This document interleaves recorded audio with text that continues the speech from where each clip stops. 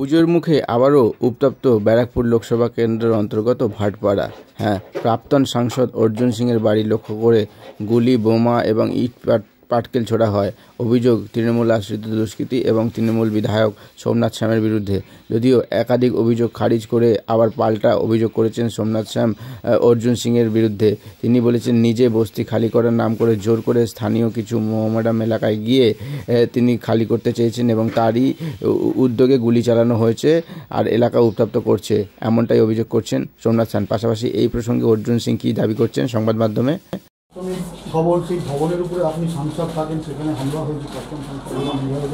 মজদুর ভবনের উপরেই অ্যাটাক হয়েছে, নিচে আপনি দেখবেন ইট পাথর গুলি সবই চলেছে। তারপরে আমি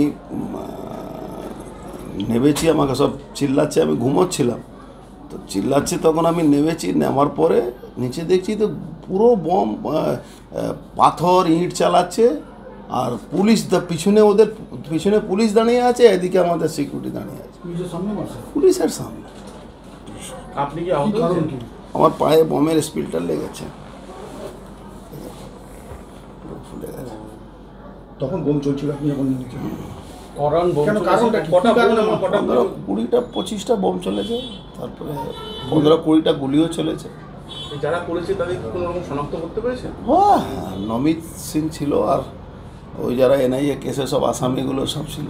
নমিত সিং এর আগেও আপনার বাড়িতে বোম ঘটনা গ্রেপ্তার। সিসি ক্যামেরা লাগানো আছে, তা সত্ত্বেও সিসি ক্যামেরা দিয়ে কি হবে? পুলিশের সামনে বোম চালাচ্ছে আর সিসি ক্যামেরা কি করবে? সিসি ক্যামেরা, সিসি ক্যামেরা সামনে গুলি চালাচ্ছে, বোম চালাচ্ছে। তারপরে ওকে পুলিশের সিকিউরিটি, জগদ্দলের এমএলএ থানা থেকে ওকে অ্যারেস্ট করে নিয়ে গেছে।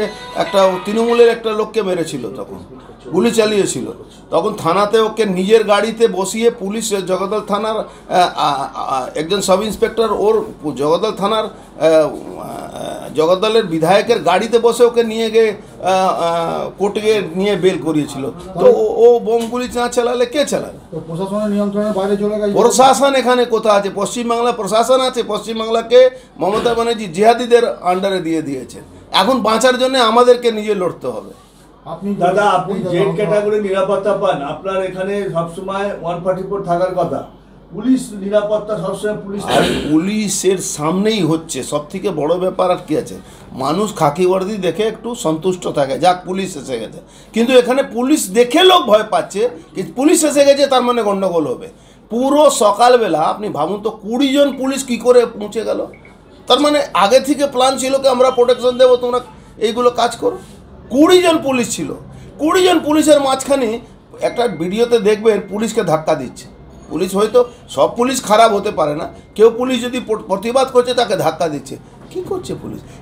এই নমিত সিংকে জগদ্দল বিধায়ক থানার সামনে থেকে গাড়ি, নিজের গাড়িতে বসিয়ে, আর লজ্জা লাগে থানার এই পুলিশ কমিশনারেটকে কি প্রাইভেট গাড়িতে বসিয়ে ওকে কোর্টে পাঠিয়েছিল? লজ্জা লাগে পুলিশের। দলকে জানাবেন এই বিষয়ে, আপনি দলকে জানিয়ে দেওয়া হয়েছে। দল আর কি হবে? এখন নিজে বাঁচার জন্য আমাদের নিজে লড়তে হবে। ভারতীয় জনতা পার্টি প্রত্যেকটা কর্মীকে বলবো, নিজের হাতে এখন লড়াই জন্য অস্ত্র নিতে হবে। মা দুর্গা এসছেন, নিজের লড়াই নিজে লড়তে হবে, কোনো উপায় নেই।